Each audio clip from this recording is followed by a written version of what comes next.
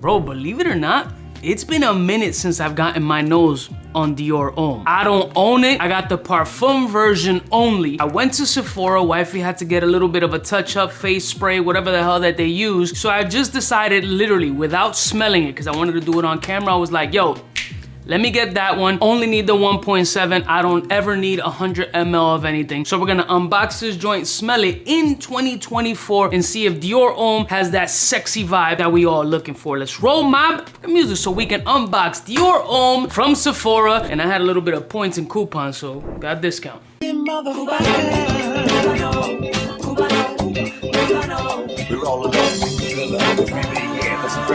Outside, in case you cared, out of all your friends, I want to be Bless you, morning, my beautiful peoples. You know who it is. It's your boy, C to the U to the B to the A. Dior Homme Intense is pretty much kind of like the flagship, right? Obviously, it's all under the Dior Homme umbrella, but the Intense really is the energy, and Dior Homme Parfum is like the monster, right? So we're going backwards. This, to me, might be considered kind of a step backward. We're testing out the original Dior Homme to see what type of energy it's on in 2024. Here's what the box looks like. Here's what the presentation, blase, blase, just in case it ends up being fire and you guys want to pick it up at Sephora, your department store, or online gray market shopping. You already know what time it is. Here is what the Dior Homme joint looks like in 2024. Now, what was it in 2020? Like during pandemic time that this joint came out and people were like, ah, or and I was kind of in that kind of space. I don't know about this. But things happen, yo. My taste changed, times change, things macerate, reformulate, things can get better, things can get worse. So this is gonna be my interpretation of the Dior Homme EDT in its new presentation in 2024. Like I said, maybe my energy is gonna change now as opposed to the original joint. Who knows? I could like something today and not like it tomorrow, and vice versa. Things do change, but let's see what type of time we're on with that Dior Homme EDT new packaging 2020.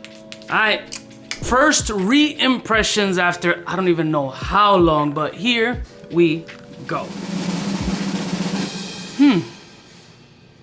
Very woody, very green. For some reason, for me, it smells kind of like a classically trained pianist.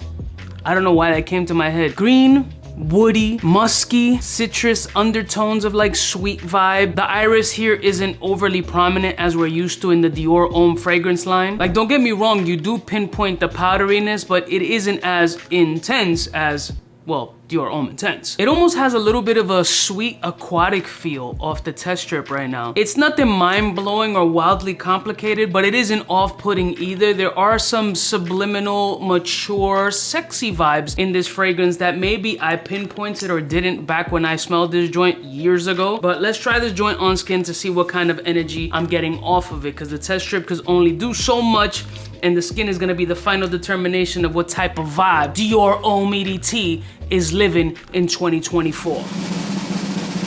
It's nice. It's soapy, it's clean, it's almost aquatic-y, it's green, it's woody. A little bit of a powdery essence, not overly powdery, so it doesn't smell like a full-blown makeup bag right now, at least this interpretation, but you do get that essence, the Dior Homme DNA. And there's almost an underlying juniper berry kind of herbalness in this fragrance that I'm kind of digging right now. I mean, maybe it's just the vibes, maybe it's the whiskey, I don't know. But I still wouldn't say, yo, go run out and go get this shit retail. That is insanity. But is it good? Easy to wear. Compliment grabbing?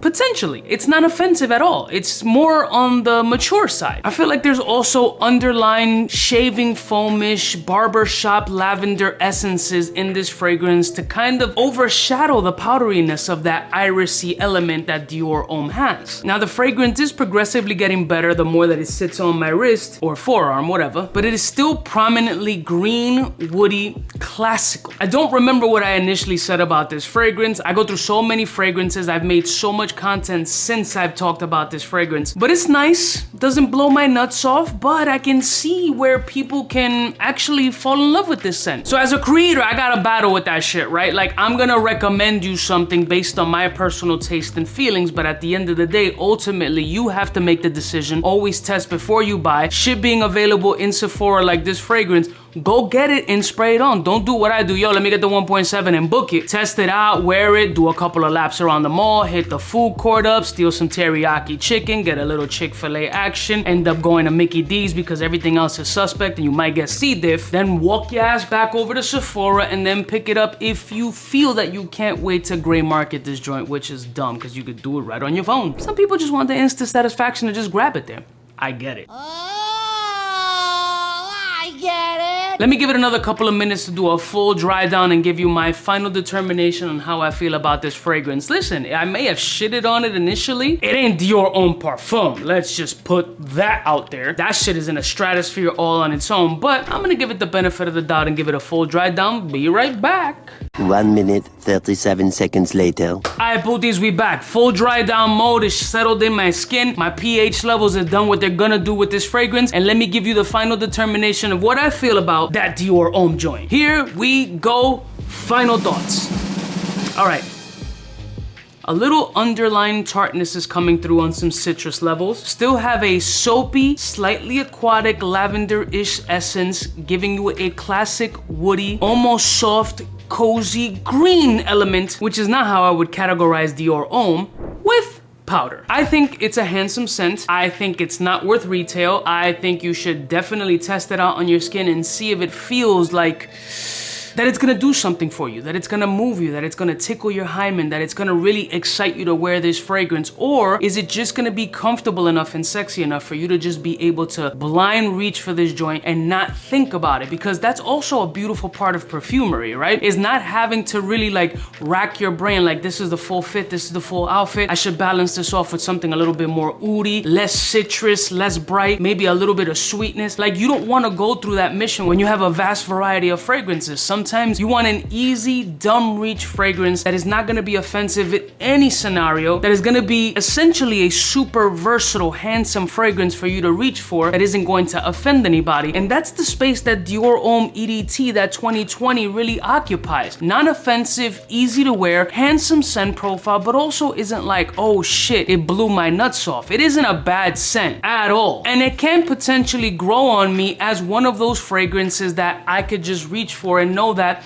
it's not gonna do anything to bother anybody, but it's not also gonna move me to be like, oh my God, this is gonna have to be like my signature scent right now. Sometimes we overcomplicate scents. Scented water, and essentially how it makes us feel, that confidence factor, that sex appeal, that swag. I think I got my swagger back. Oh.